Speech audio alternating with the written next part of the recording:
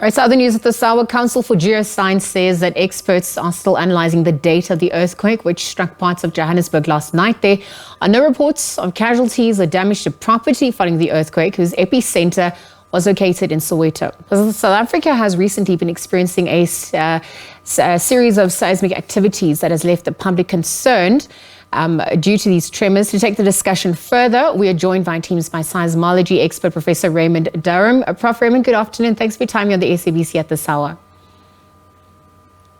Thanks, it's good to be with you. Prof, just as we're speaking, perhaps with regards to the update, you could speak to the cause of the most recent earthquake and even the earthquakes that have occurred in Johannesburg of late. Well, the earthquake that occurred last night, its location is in an area where there's been extensive mining for over a century. And so a lot of rock has been removed from below ground. One just needs to look at all the mine dumps in that area to get an idea of how much rock has been removed over the last decades.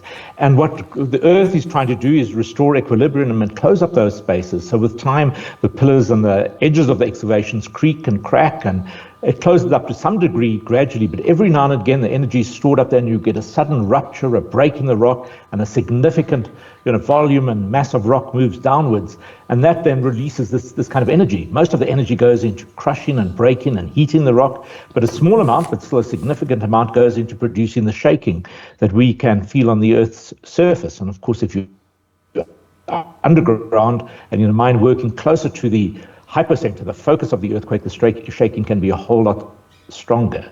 So yes, the earthquakes we experienced in and around Johannesburg and the gold mining areas are related to historic and present-day mining activities. Well, Prof, thank you for weighing on that. I wonder if as we look at the frequency of these earthquakes occurring, what concerns arise at this point? Just looking at the impact it has on structural integrity of buildings, amongst many other issues.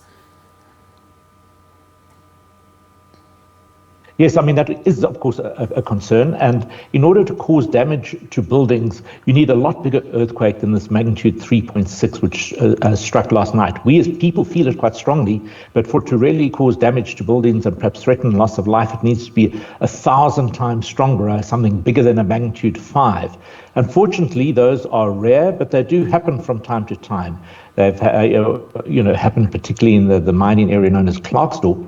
And we cannot exclude the possibility that something like that might happen near Johannesburg, but really since mining started, we haven't had an earthquake big enough in what we call the central rand to cause damage to buildings on the surface. Of course, they've caused damage to the underground mining workings, and many mine workers over the years have been injured and killed as a result of these events that we call rock bursts. So how do we mitigate against this? And how do we reimagine spatial planning, design, city planning at large, given the issues that are coming to the fore this time around? Well, firstly, for the mining engineers they try to make their excavations rock burst resistant. You try to design the way in which you mine, the size of the excavations, the order in which you mine them in such a way as to minimize the release of these dangerous events. And we've made very significant progress over the last 20 or 30 years in reducing the harm that is done as a result of these events underground. Of course, what happens on the surface, the population is growing, and particularly the mining land is seen as vacant and to be populated, and so people are moving in. Generally, what is needed to be done is that the areas need to be surveyed and identified in terms of this, you could say, the risk. And perhaps in areas which are undermined and close to where these seismic events are occurred, we shouldn't have things like schools and hospitals, things that where lots of people will be working and living. We need to use that land for things such as container ports or warehouses. And so again, it's a case of careful forward planning to identify where the risk is greatest, where the soil conditions are such that the ground shaking will be amplified, and in that way make careful zonation. Of course, what happens is we find around that there's quite a lot of uncontrolled settlement that takes place, and that complicates matters as well. And that really takes that our town planners, our city officials, our police all need to work together here to make sure we don't have people erecting structures that are vulnerable to damage in areas where we could experience strong shaking. So that involves scientists, engineers, town planners, politicians, the civil authorities all working together. Given the frequent seismic activity occurring in Johannesburg, what impact does this have on the most vulnerable and the poor? And if we're going to look at ways to safeguard, what are some of those tips and tricks that you have for those who aren't tuned in? Well, certainly what we've done in the past is just looked at the quality of housing. Now, many of the types of low-cost housing are just made out of cement blocks, and they're not built in such a way as to withstand strong shaking. But there are very simple and cheap ways in which just they could be made, let's say, more robust. So if shaking does occur, that cracks might open up, but that the houses don't collapse.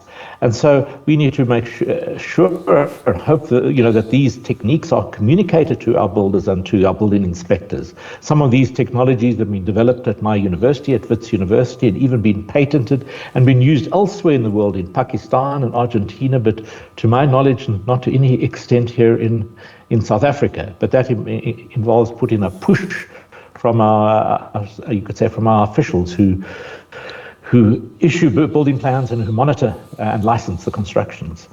Prof. Raymond, thank you for your time on the SABC and for weighing in. We're going to leave that conversation there for now. Professor Raymond Durrheim, he's a seismologist, really just speaking to the tremors that have occurred in Johannesburg, the increase in the frequency of the seismic activity, what this means on the city at large, how it affects the most vulnerable. Thank you to him for that conversation.